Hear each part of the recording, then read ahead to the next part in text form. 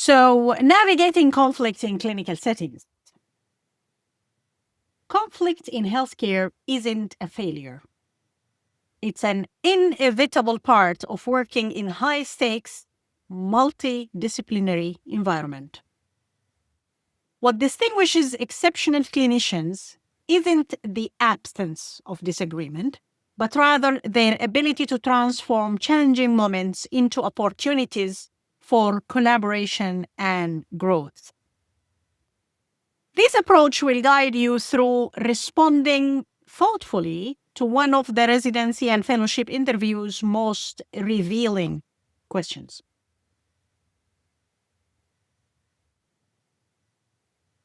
Normalizing professional disagreement. Why this matters? Clinical teams bring together diverse expertise, training backgrounds, and perspectives. Differences in approach aren't just common, they are valuable. The key is recognizing that even in well-functioning teams, disagreements about clinical plans, communication strategies, or workflow can and will occur. Setting a calm, mature tone from the start demonstrates emotional intelligence and professional maturity. It shows interviewers you understand that conflict is a natural part of a collaborative medicine. What's the right mindset? Even in well-functioning teams, differences in perspective happen. What matters is how you handle them. This framing immediately establishes you as someone who views challenges through a growth-oriented lens rather than a defensive one. It positions you as a team player who values diverse viewpoints and sees disagreements as part of the collaborative process. So what's the situation? How do you approach this question? First of all, provide context. Briefly describe the rotation, setting, and your specific role on the team. Second, stay neutral. Avoid dramatic language, blame, or emotional descriptions of the conflict. These are no-no. Number 3, focus on substance. Identify what the disagreement was actually about. Clinical plan, communication approach, or workflow issue. Your goal here is to point a clear, professional picture without editorializing. For example, during my medicine rotation, I was the primary resident managing a complex patient with sepsis. The attending and I initially had different perspectives on the timing of antibiotic de-escalation based on our interpretations of the microbiology data.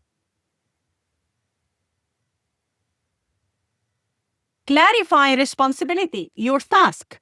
Remember, the interview is to show your abilities, your skills, not the other people in the story. It's you. Define your roles.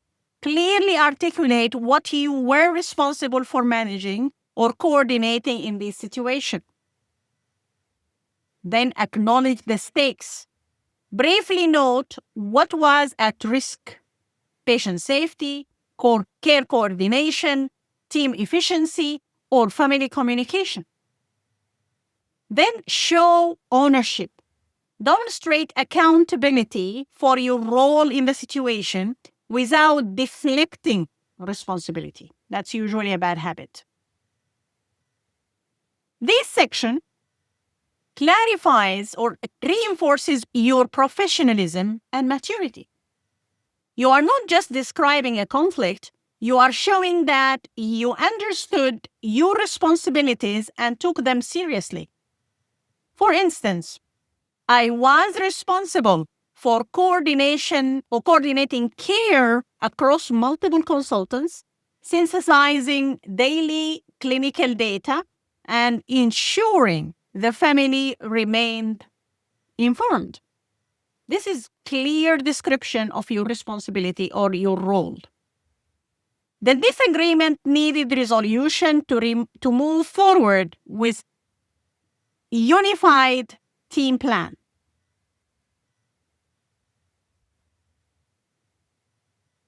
The action you took.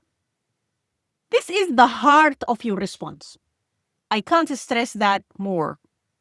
Remember, you need to describe, if you are going to spend more time within the different sections of your response, spend it here. Make sure you clarify your actions. Make sure you state them clearly. And if you have a justification and an explanation of why you took the action, please do it. So this is the heart of your response, where you demonstrate emotional intelligence, communication skills, and professionalism. Your action should showcase a systematic approach to resolve disagreement constructively. 1. Maintained composure. Stayed calm and avoided defensive reactions, recognizing that emotions can escalate tension.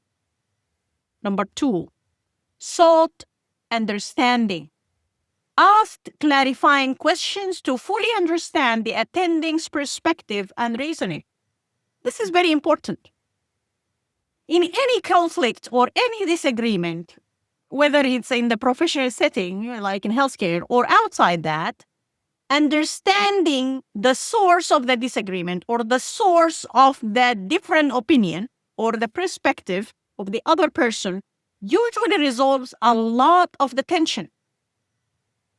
It takes away a large percentage of the tension within the environment. So this is a very important step. Understanding and clarifying what was happening or what is behind this. Number 3, showed curiosity. Approach the conversation with genuine interest in learning rather than proving a point. That's the worst thing to do, is to try to prove others wrong. That's not how learning happens.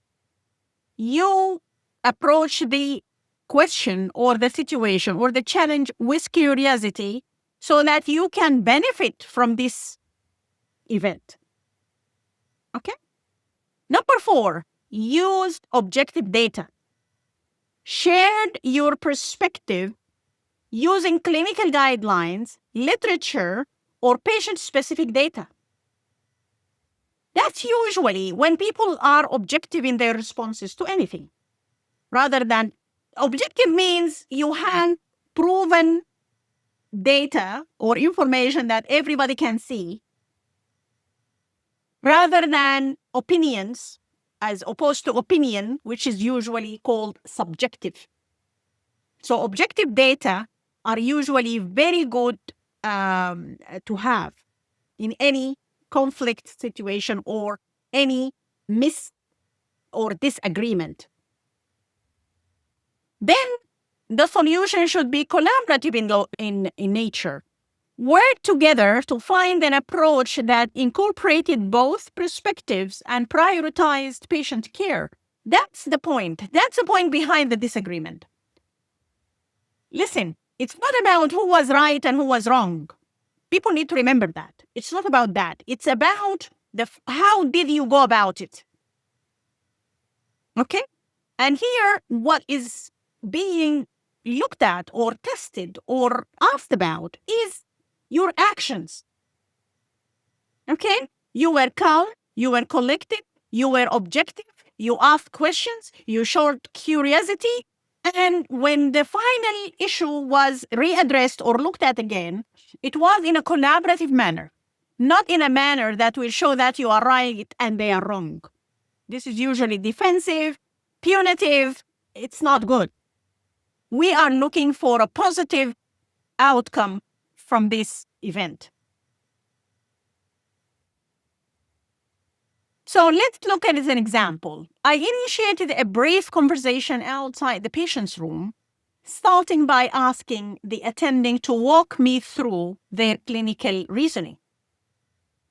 I listened carefully, then shared the antimicrobial stewardship guidelines I had reviewed and the specific organism susceptibilities we had received. Rather than framing it as a disagreement, I positioned it as wanting to ensure we were able or both looking at the same data and considering all perspectives. There is objectivity, there is professionalism, there is curiosity, because the writer of this response actually was, his intention or her intention was to understand. Okay? And to see why the attending's perspective was different and what did he look at that might be missed for him. So it's a learning opportunity for him. Curiosity is the bottom line here. Then let's look at the positive results. Any good experience that ends with collaborative response and learning opportunity is a positive experience. So the disagreement or some people call it conflict. I don't like to call it conflict because it shouldn't be a conflict. Unified plan, the team aligned on a clear treatment approach that incorporated evidence and clinical judgment, because the writer of the example actually did his due diligence and looked into information related to the patient and related to the results that are the subject of the disagreement. Number 2, patient safety. The patient received optimal care with a safe, appropriate disposition. Number 3, improved communication. Future interactions with the attending were more collaborative and efficient. And then the team trust. The working relationship was strengthened through respectful dialogue. By the way, we like people as attendings that work with residents. We like people to ask questions and to engage with us. Okay? It shows your interest and your curiosity and your openness for education and learning. It's a good thing. It's a positive thing about people. Keep this section concise and factual. So when you are talking about the positive results, show them well. Avoid over-embellishing or suggesting the outcome was dramatic. The goal is to show that professional conflict resolution leads to practical positive results. For example, we agreed on a modified de-escalation timeline that satisfied both antimicrobial stewardship principles and the attending's clinical concerns. The patient recovered well, and our working relationship actually improved through the process. Okay, now there is this part that people need to remember. Reflection. Why reflection matters? This is what transforms a good answer into an exceptional one. Interviewers want to see that you are capable of metacognition, thinking about your thinking, and extracting lessons from challenging experiences. Your reflection should be genuine, specific, and forward-looking. It demonstrates intellectual humility and a commitment to continuous improvement. And the word humility here is centered. Why?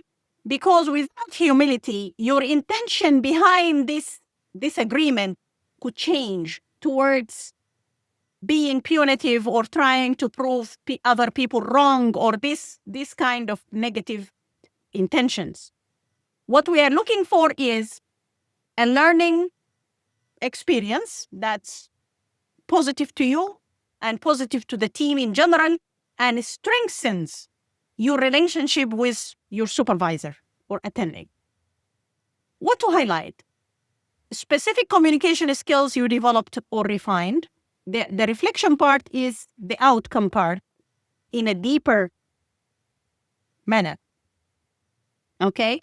Reflection is about you and how you thought about it and what you learned out of it. Okay? It signifies that you actually thought about this event. It's not you didn't just brush it as one of many events that happened during the day. You thought about it.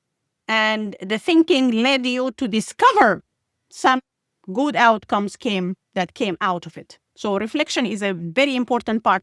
And if you highlighted it at the end of your response, it shows excellent way of thinking about yourself and your thinking processes. So highlight the specific communication skills you gained, insight about conflict management in healthcare settings, growth in emotional intelligence or professional maturity, how this experience shapes your approach to future disagreements. Example. This experience reinforced that respectful communication and genuine curiosity can transform conflict into collaboration. I learned that taking a moment to understand someone else's clinical reasoning, even when I initially disagreed, often reveals valuable perspectives I hadn't considered. It also taught me that addressing disagreements directly but diplomatically strengthens rather than weakens professional relationships.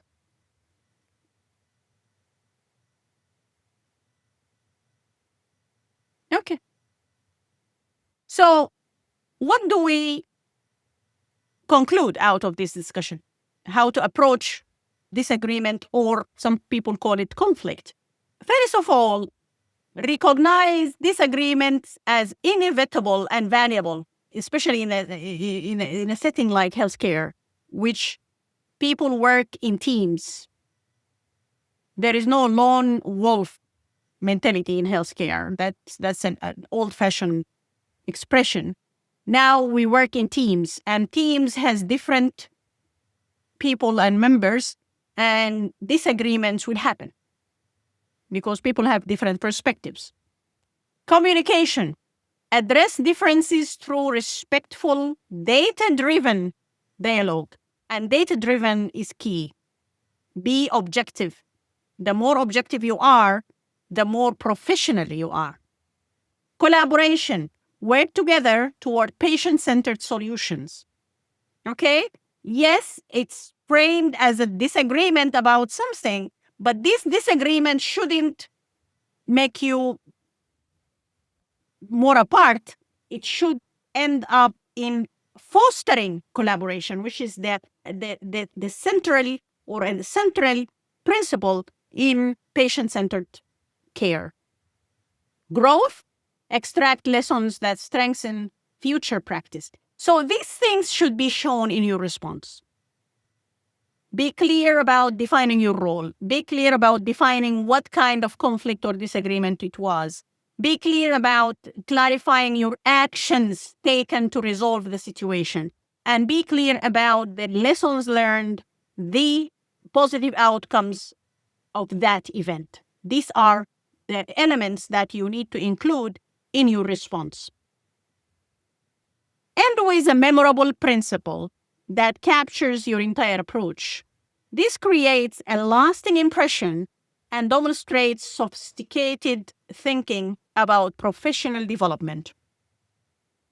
Your takeaway should be concise, actionable, and authentic to your experience. Key principles for interview success, and especially handling these kind of questions. Be honest, stay balanced, keep it professional, focus on growth. These principles or these elements, they should be the rules for any response. The balancing part, the honesty and or authenticity, the professionalism, and the focus on growth and the actions taken.